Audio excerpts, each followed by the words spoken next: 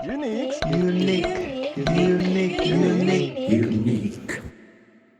Shalom Soul Sketcher, apa kabar semuanya? Kembali lagi di acara kita Unique, Unity, Quality, and Environment. Jadi saya berdoa semoga di tengah pandemi saat ini kita selalu diberikan kesehatan, dan kita bersyukur karena di tengah pandemi saat ini kita masih bisa beribadah online secara bersama-sama. Mari kita beribadah dan juga melayani dengan penuh sukacita. God bless you. Shalom Soul Catcher. Oke, sebelum kita mulai pujian, mari kita bersatu dalam doa. Selamat pagi ya Bapak, kami mengucap syukur bahwa pada hari ini kami diberikan waktu kesempatan untuk kembali datang ke hadirat-Mu.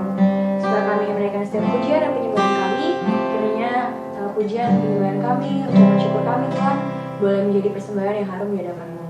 Kiranya Kau berkati juga teman-teman semua yang ada di rumah, supaya sekalipun kami semua gak bisa bertemu secara langsung, tapi sukacita dan damai sejahtera boleh berada di untuk setiap kami. Terima kasih Tuhan Yesus, haleluya, amin.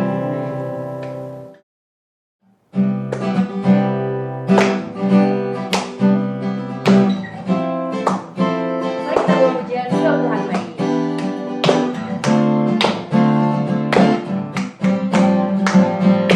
Masuk gerbangnya bersyukur dengan penuh pujian, bersuka di hadiratnya,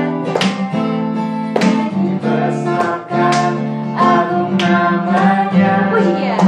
Pujian telah sang pahlawan, musik dan tarian. Semua makhluk di bumi surga dengan senang hati naikkan pujian. Sebab Tuhan baik, Tuhan baik, sebab Tuhan baik, sebab Tuhan baik, sebab Tuhan baik, anugerahnya kekal selamanya. Tuhan baik. Sebab Tuhan baik, sebab Tuhan baik, sebab Tuhan baik, sebab Tuhan baik, Sebab Tuhan baik, anugerahnya kekal selamanya. Mari kita akan pujian ini lebih semangat lagi. Masuk gerbangnya bersyukur. masuk gerbangnya bersyukur dengan penuh pujian, bersuka di hadiratnya, nyanyi besarkan agung namanya, puja Tuhan sang pahlawan, musik dan tarian. Semua makhluk di bumi di surga dengan senang hati naikkan pujian. Sebab Tuhan baik, sebab Tuhan baik, sebab Tuhan baik, sebab Tuhan baik, Sebab Tuhan baik, anugerahnya kekal selamanya. sebab Tuhan baik, Sebab Tuhan baik, sebab Tuhan baik, sebab Tuhan baik, sebab Tuhan baik, sebab Tuhan baik, anugerahnya kekal selamanya. sebab Tuhan baik, Sebab Tuhan baik, anugerahnya kekal selamanya. sebab Tuhan baik. Sebab Tuhan baik, anugerahnya kekal selamanya. Amin. Beri kemuliaan buat Tuhan Yesus. Mari teman-teman, kita akan masuk dalam hadirat Tuhan. Persiapkan hati dan pikiran kita sebelum kita terima kebenaran firman Tuhan. Terima kasih ya Tuhan Yesus, terima kasih. Bila hati terasa berat, tak seorang pun mengerti bebanku. Ku tanya Yesus, apa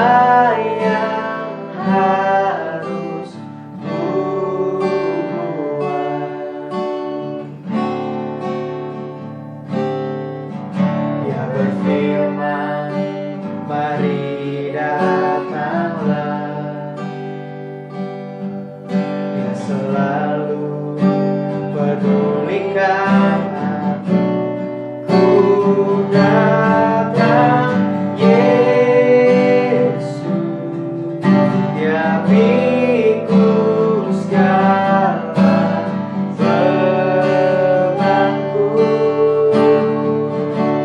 sujud di altarnya.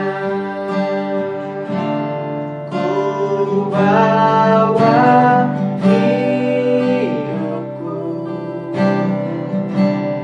ku terima anugerahnya, ya ampuniku dan bebaskanku. Dia ubah hidupku, barui hatiku, sesuatu terjadi saat datang di altarnya. Lebih sungguh lagi di hadapan Tuhan. Ini kerinduan kami Tuhan Yesus. Oh haleluya.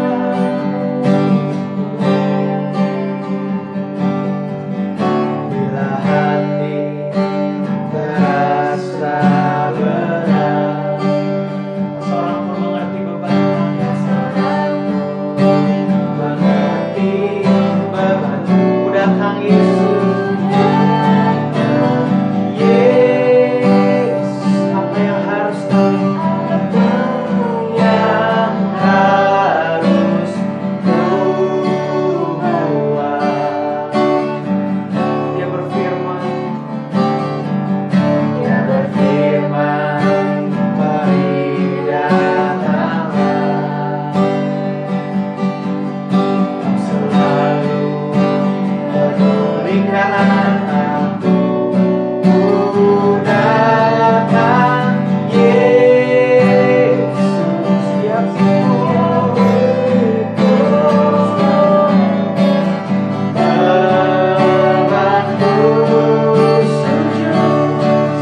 sujud di altarnya. Ku bawa hidupku, ku terima anugerahnya, ya ampuniku dan bebaskanku. Ya ubah hidupku, barui hatiku, sesuatu terjadi saat datang di altar. Mujizat terjadi, mujizat terjadi, pemulihan terjadi, pemulihan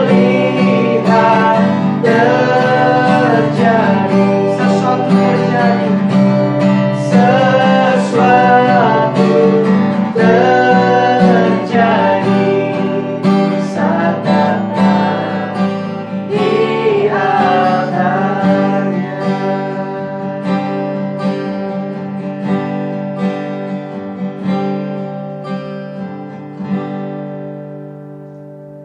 Shalom Soul Sketcher, apa kabarnya semuanya? Saya harap semua baik-baik saja, sehat-sehat selalu. Senang sekali pada kesempatan kali ini saya bisa hadir di sini untuk memberitakan firman Tuhan. Namun sebelum itu, mari kita bersatu dulu dalam doa. Mari kita berdoa. Tuhan Yesus yang baik, terima kasih Tuhan pada kesempatan kali ini kami boleh duduk bersama menyaksikan tayangan ini untuk mendengarkan firman Tuhan, untuk bisa belajar dari firman-Mu Tuhan. Terima kasih Tuhan, buka hati kami, mampukan kami untuk bisa belajar dan menerima firman Tuhan dan bisa melakukannya dalam kehidupan kami sehari-hari. Terpujilah nama Tuhan Yesus Kristus. Kami telah berdoa dan mengucap syukur. Amin. Oke teman-teman, saya mau kenalan dulu nih. Nama saya Yuda Putra. Oke, saya juga biasa dipanggil Mas Yuda. Lalu saya biasa ada di GOB Kampus Jakarta, sering juga muncul di GOB Kampus Bekasi. Oke, pada kesempatan kali ini saya akan membawakan sebuah firman yang tidak asing di telinga kita semua, dari ayat yang juga tidak asing dari telinga kita semua. Oke, saya mau mengajak teman-teman untuk membaca dari Yohanes 3 ayat 16. Sekali lagi, Yohanes 3 ayat 16. Baik, sudah disarang semua? Yang sudah boleh angkat tangannya? Oh iya, nggak kelihatan. Saya lupa ya, kita lagi online ya. Oke, saya percaya semua sudah ada di sana. Yohanes 3 ayat 16. Mari kita baca bersama-sama. 3, 2, 1. Karena begitu besar kasih Allah akan dunia ini, sehingga Ia telah mengaruniakan anaknya yang tunggal, supaya setiap orang yang percaya kepadanya tidak binasa, melainkan beroleh hidup yang kekal. Amin buat firman Tuhan. Nah teman-teman, saya akan memberikan tema untuk ayat kita pada hari ini, yaitu kasih yang sejati, kasih Allah. Sekali lagi, kasih yang sejati, kasih Allah. Luar biasa. Oke. Nah, dari ayat ini kita akan belajar beberapa hal ya, ada beberapa poin. Tentu saja kita akan membahasnya satu persatu. Namun kita mesti tahu dulu nih, ya kan? Kasih itu kalau dalam bahasa Inggris disebutnya love. L-O-V-E ya. Nah, kasih ini kalau dalam bahasa Yunani ada dikenal dalam beberapa istilah. Nah, kita perlu tahu nih, kasih Allah ini kasih yang mana? Oke? Istilah kasih dalam bahasa Yunani itu ada 4. Yang pertama adalah storge. Storge atau kata kerjanya stergen, yang artinya itu adalah kasih kekeluargaan. Jadi kasih antara orang tua kepada anaknya, kakak adik, adik kakak. Nah, itu namanya kasih storge, ya. Kasih storge, bukan kasih store gue. Apa sih? Jadi kalau lu store, gue baru kasihnya. Enggak gitu, enggak. Kasih storge ya. Oke, yang kedua. Yang kedua ini banyak dikenal, ada gitaris band terkenal namanya ini, ya. Namanya Eros. Tapi ini bukan gitaris itu ya. Eros itu adalah salah satu istilah kasih yang artinya kasih antar lawan jenis gitu. Antara pria dan wanita. Jadi sudah jelas ya teman-teman ya, pria dan wanita, bukan pria dan pria atau wanita dan wanita. Ya, kasih eros teman-teman ya, bukan kasih erosi. Nah, kalau erosi itu terkikis, nggak enak teman-teman ya. Jadi jangan terkikis. Nah, berikutnya ada kasih phileo ya, kasih phileo dengan kata kerjanya philein, yang artinya adalah kasih sayang antar sahabat dekat atau kasih sayang persahabatan. Jadi kalau teman-teman punya sahabat, lalu teman-teman mengasihi dia, teman-teman pingin sahabat teman-teman itu baik keadaannya, mendapatkan jodoh yang baik, mendapatkan pekerjaan yang baik, mendapatkan tempat tinggal yang baik. Nah, itu termasuk kasih phileo atau kasih persahabatan ya. Jadi kasih terhadap teman gitu. Tapi tidak boleh kasih phileo ini jadi kasih filia. Gak boleh kasihnya pilih-pilih ya. Oke, ini phileo ya teman-teman. Oke, berikutnya yang keempat, yang terakhir. Nah, ini yang kita mau bahas adalah namanya dengan istilah kasih agape. Nah, kasih agape itu adalah kasih yang tanpa syarat. Kasih itu bukan karena gitu. Jadi bukan karena aku mengasihi kamu karena kamu baik sama aku. No. Aku mengasihi kamu karena kamu sudah memberi aku sesuatu. No. Jadi itu bukan kasih agape. Kasih agape itu bukan kasih karena, tapi kasih walaupun ya. Ini dikenal sebagai kasih walaupun atau kasih meskipun. Jadi aku mengasihi kamu meskipun kamu tidak mengasihi aku. Aku mengasihi kamu meskipun kamu jahat sama aku. Aku mengasihi kamu meskipun kamu tidak berbuat apa-apa sama aku. Nah, itu namanya kasih agape. Nah, ini yang akan kita bahas teman-teman, bahwa kasih Allah sesuai tema tadi, kasih yang sejati, kasih Allah adalah termasuk kasih agape ini.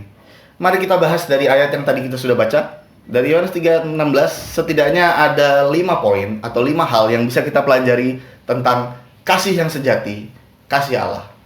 Kita akan bahas satu persatu. Kita baca lagi ayatnya. Karena begitu besar kasih Allah. Jadi teman-teman, poin pertama adalah hakikat kasih Allah. Hakikat kasih Allah itu adalah bentuk kasih Allah yang digambarkan di ayat ini adalah begitu besar. Jadi kasih Allah itu begitu besar, teman-teman. Karena begitu besarnya, jadi cukup untuk semua orang. Tidak dibatasi. Ya, kasih Allah itu cukup untuk semua orang. Begitu berlimpah-limpah. Saking berlimpahnya, saking besarnya, ya. Kasih itu bisa mengatasi dosa. 1 Petrus 4 ayat 8 ya. Sebab kasih menutupi banyak sekali dosa. Nah, seperti itu. Karena kasih Allah itu begitu besar, teman-teman. Tapi kita perlu tahu nih sebelumnya nih, kasih itu apa sih, ya kan? Di 1 Korintus 13 ayat 4 sampai 8 ada penjelasan tentang kasih. Kasih itu apa? Nah, di sini kita bisa belajar bahwa kasih itu sabar, ya. Kasih itu murah hati. Kasih itu tidak cemburu. Ia tidak mengganggu diri, tidak sombong, tidak melakukan yang tidak sopan, tidak mencari keuntungan sendiri, tidak pemarah, tidak menyimpan kesalahan orang lain. Ia tidak bersukacita karena ketidakadilan, tetapi ia bersukacita karena kebenaran. Ia menutupi segala sesuatu, percaya segala sesuatu, mengharapkan segala sesuatu, sabar menanggung segala sesuatu. Nah, ini adalah penjabaran dari kasih.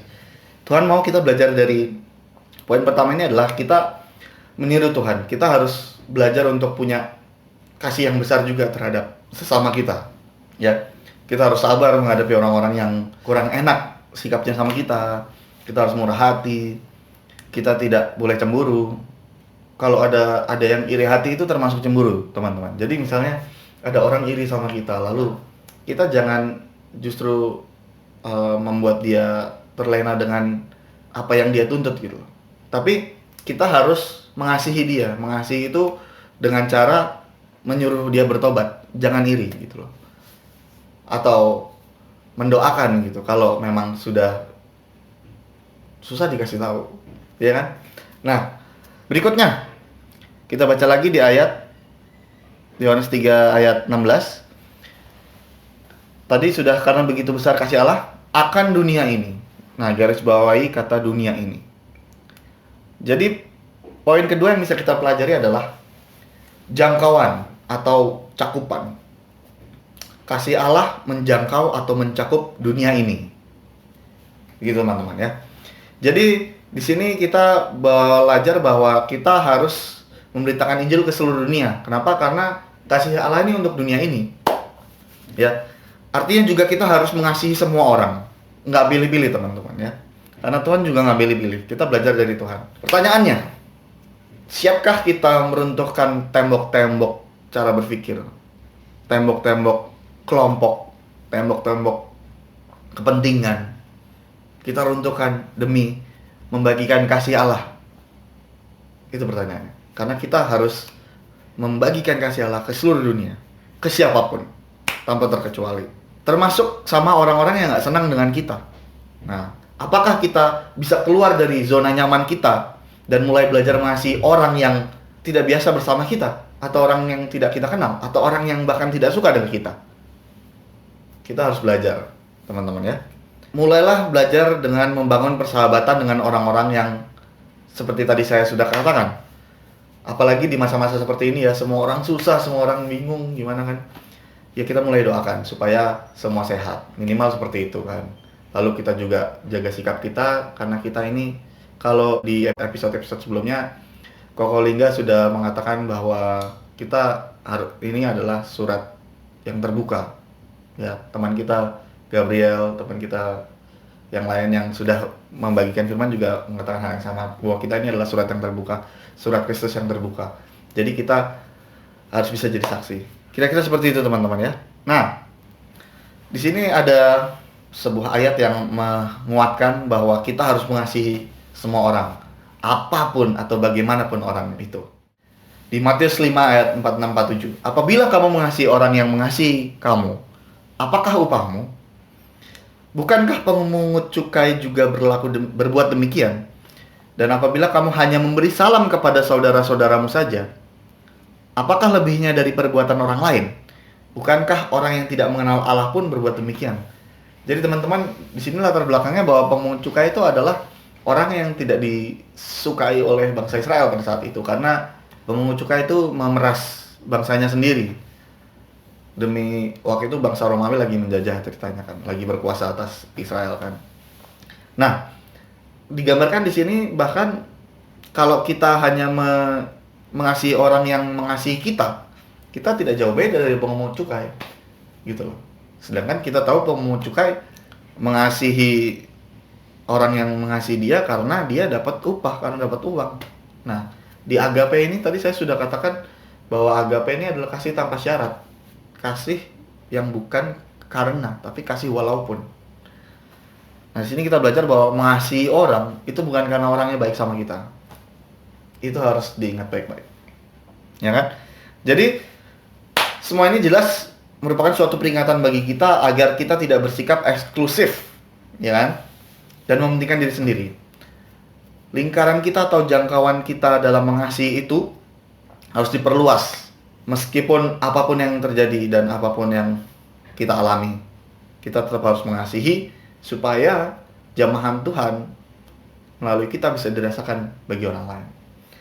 Oke, itu poin kedua. Sekarang kita akan berlanjut ke poin ketiga. Poin ketiga, kita baca lagi ayatnya dari Yohanes 3 ayat 16. Sehingga ia mengaruniakan anaknya yang tunggal. Nah, poin ketiga, saya mencatat di sini adalah kasih Allah atau kasih yang sejati. Kasih Allah itu ada wujud, ada action. Katakan bersama saya, action. Ya, bagus. Saya tidak dengar ya, karena kita online ya.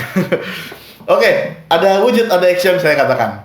Nah, kasih Allah itu ada actionnya, ada wujudnya. Yaitu apa? Yaitu memberikan anaknya yang tunggal untuk dikorbankan. Nah, saya merenungkan di sini teman-teman. Saya ini kan sebentar lagi mau punya anak. Istri saya sudah mengandung 6,5 bulan. Hari demi hari yang kami lakukan tuh adalah bagaimana menjaga supaya bayi dalam kandungan ini nutrisinya, vitaminnya, dan segala kebutuhannya itu tercukupi gitu. Tetap sehat intinya. Dari menjaga berat badannya, berat badan bayi kan bisa diukur ya kalau di dokter klinik kehamilan gitulah. Itu bisa diukur gimana supaya berat badannya tetap bagus. Nanti juga bisa diukur kapan lahirnya, lebih cepat atau lebih lambat. Kalau tepat sasaran itu berarti bayinya bagus. Nah, kita mencoba untuk mulai belajar untuk merawat anak. Saya membayangkan bagaimana kalau anak yang sudah dirawat, yang sudah diusahakan kesehatannya, itu harus dikorbankan. Saya nggak bisa mengerti itu. Saya tidak bisa paham itu. Kenapa? Karena itu susah sekali pasti. Bagaimana orang tua tuh sayang sama anaknya. Nah, ini Allah punya anak yang tunggal, yang satu-satunya, dikorbankan. Anaknya itu Yesus. Anak kesayangan. Artinya kita bisa belajar bahwa Allah di sini memberikan yang terbaik, teman-teman. Bayangkan, anak semata wayang diberikan. Jadi kita belajar bahwa dalam mengasihi itu kita harus mencoba untuk memberikan yang terbaik. Di sini juga kita belajar bahwa action itu nggak cuman berpikir, cuman ngerti gitu. Tapi ada tindakan, ada hal yang dilakukan, ada hal yang diberikan. Kita bisa belajar juga bahwa kasih itu berkorban, teman-teman. Ada korban. Ya kan, tadi ada yang diberikan. Tuhan mengajarkan bahwa kasih itu memberi. Siapa yang diuntungkan? Kita. Kita yang diuntungkan, teman-teman. Kita selamat loh. Ya kan? Tuhan yang mengasihi kita, Tuhan yang berkorban, tapi kita yang selamat. Kita yang diuntungkan, teman-teman. Maka dari itu, kasih itu tidak menuntut orang yang dikasihi. Oke, jadi kasih itu tanpa kepalsuan dan keterpaksaan. Harus tulus memberi, tulus berkorban. Oke, teman-teman. Tadi seperti yang sudah saya katakan, banyak orang mengerti tapi tidak melakukan. Yang Tuhan mau itu adalah kita melakukan kasih. Kita membagikan kasih tanpa pilih-pilih. Oke, itulah poin ketiga. Berikutnya, poin keempat, kita kembali baca ke Yohanes 3 ayat 16. Supaya setiap orang yang percaya kepadanya tidak binasa. Di sini poin keempat, saya mencatat bahwa kasih yang sejati, kasih Allah itu adalah kebutuhan yang mendesak. Atau urgent need. Kok kebutuhan yang mendesak? Ya kan? Nah, gini maksudnya. Di sini dikatakan bahwa supaya manusia tidak binasa. Teman-teman, waktu terus berjalan, teman-teman. Dan kita semua punya umur. Suatu saat kita akan dipanggil Tuhan. Atau enggak, sudah datang masa penghakiman atau hari kiamat atau pengangkatan. Jadi, waktunya akan tiba untuk kita semua, bagaimanapun bentuknya. Tuhan inginkan kita selamat, makanya kasih itu adalah sesuatu yang urgent. Ya kan? Kita mau menelaah sedikit ya. Binasa itu maksudnya apa sih? Binasa di sini adalah bukan membahas tentang kematian jasmani, teman-teman ya. Kematian jasmani itu maksudnya adalah kita semua punya umur, lalu kita dipanggil Tuhan, kita meninggal, dikubur. Nah, itu kematian jasmani, teman-teman ya. Tapi binasa di sini adalah mengarah kepada hukuman yang kekal, yang begitu mengerikan di neraka jahanam. Oke, teman-teman. Kita mati kalau kita tidak berkenan pada Tuhan, kita akan masuk ke neraka jahanam. Di sana ada gertak gigi dan ada hukuman yang mengerikan sekali. Nah, kematian atau binasa itu adalah menggambarkan hal ini, teman-teman ya. Tapi gimana? Nah, di sini dikatakan bahwa setiap orang yang percaya kepadanya, Tuhan memberikan pilihan kita untuk percaya, teman-teman. Tawaran keselamatan yang Tuhan berikan itu berlaku untuk semua orang, teman-teman. Semua orang. Jadi kasih itu juga berlaku untuk semua orang. Jadi lagi-lagi keuntungan ini untuk kita. Hidup kekal buat siapa? Buat kita. Indah sekali. Luar biasa. Jadi siapapun yang mau percaya pasti tidak akan binasa. Moving on, kita beralih ke poin kelima. Tadi kita sudah baca supaya setiap orang yang percaya kepadanya tidak binasa, melainkan beroleh hidup yang kekal. Luar biasa. Di sini saya mencatat, teman-teman, poin kelima, bahwa kasih yang sejati, kasih Allah, itu memiliki tujuan kasih, yaitu hidup yang kekal. Hidup yang kekal.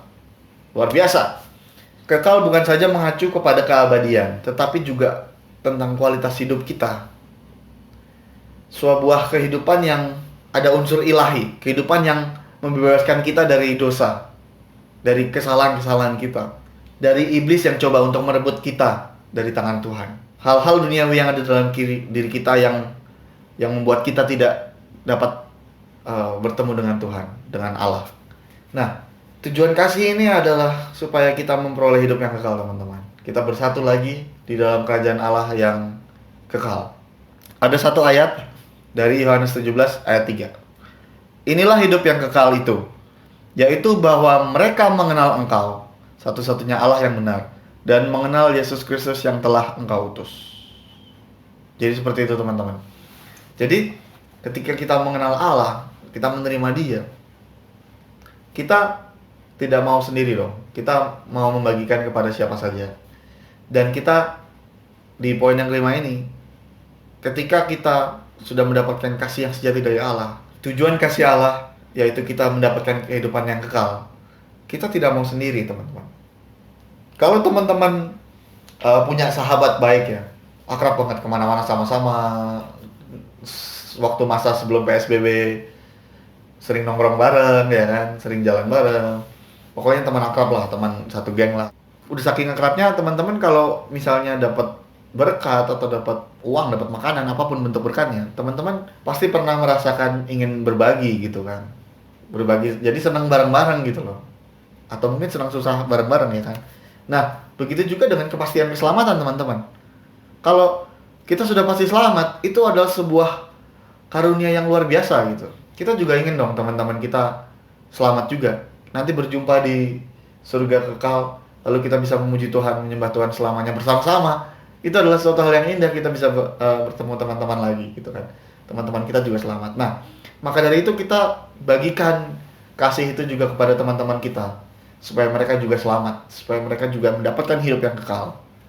Begitu, teman-teman. Luar biasa sekali ya. Karena kasih itu adalah inti ajaran kekristenan, inti ajaran Kristen. Di 1 Korintus 13. Kalau kita hidup tanpa kasih itu sama sekali tidak berguna, teman-teman ya. Jadi teman-teman boleh pintar, teman-teman boleh kaya, teman-teman boleh punya jabatan yang tinggi, teman-teman boleh punya pengaruh, teman-teman boleh bangga dengan kehidupan teman sekarang. Tapi kalau nggak punya kasih, di 1 Korintus 13 ini dikatakan sama sekali tidak berguna. Seperti gong yang berkumandang. Gong, gong. Gitu teman-teman. Jadi milikilah kasih Tuhan. Kenapa? Karena di satu lagi ayat tambahan 1 Yohanes 4 ayat 8. Barang siapa tidak mengasihi, ia tidak mengenal Allah. Sebab Allah adalah kasih. Saya berharap teman-teman kita sama-sama bisa belajar untuk lebih mengasihi semua orang. Karena Allah itu adalah kasih. Saya menyimpulkan tadi dalam ayat ini ada 5 poin. Kasih yang sejati, kasih Allah. Yang pertama adalah hakikat kasih Allah. Kasih Allah itu begitu besar. Jadi cukup untuk semua orang. Cukup untuk menutupi segala dosa. Lalu poin kedua adalah kasih Allah atau kasih yang sejati itu menjangkau atau mencakup seluruh dunia ini. Jadi untuk siapapun.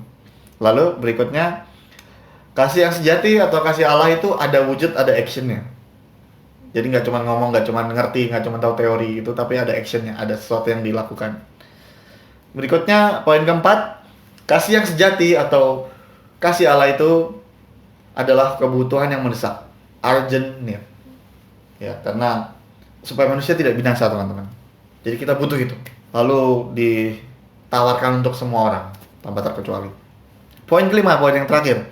Kasih yang sejati atau kasih Allah itu memiliki tujuan kasih, yaitu supaya manusia memiliki hidup yang kekal. Luar biasa sekali untuk firman Tuhan pada siang hari ini. Senang sekali bisa berbagi firman Tuhan. Semoga teman-teman yang percaya, yang melakukannya dalam kehidupan sehari-hari, merenungkannya, bisa diberkati. Dan saya berharap teman-teman tetap sehat. Ikuti anjuran pemerintah untuk tetap jaga jarak, pakai masker kemanapun teman-teman berada. Saya Yuda, undur diri. Sampai bertemu saat kita bertemu nanti. Mari kita tutup dalam doa. Terima kasih Tuhan Yesus untuk firman Tuhan yang sudah kita dengar Tuhan. Kiranya Tuhan memberkati kami dengan kasih-Mu yang luar biasa ini Tuhan Yesus. Biar kami bisa membagikan kasih ini kepada setiap orang yang ada dalam hidup kami Tuhan Yesus. Mampukan kami untuk bisa membagikan kasih-Mu Tuhan, agar kami jadi berkat bagi setiap orang yang membutuhkan. Terima kasih untuk gereja orang beriman Tuhan. Terima kasih untuk South Catcher. Mampukan kami juga untuk saling mendukung satu sama lain bersama anak Tuhan, bersatu hati Tuhan Yesus. Terima kasih untuk acara ini yang sudah mempersatukan anak muda GOB Tuhan di seluruh Indonesia Tuhan. Terima kasih Tuhan. Kami berserah untuk masa depan kami, untuk hidup kami dalam tangan-Mu Tuhan Yesus. Kami percaya bahwa di dalam Tuhan pasti ada keselamatan. Kami percaya bahwa bersama Tuhan kami pasti aman. Terima kasih Tuhan Yesus. Kami sudah berdoa dan ucap syukur di dalam nama Tuhan Yesus. Amin. Kau Allah yang besar, ajaib dan mulia. Kau Yesus yang selalu membuatku terpesona. Segala pujian bagi-Mu ya Tuhan. Hanya Kau yang layak ku agungkan. Hanya Kau yang layak ku agungkan. Ibadah unik telah selesai untuk hari Minggu. Terima kasih untuk teman-teman semuanya. Sampai jumpa di minggu depan. God bless you.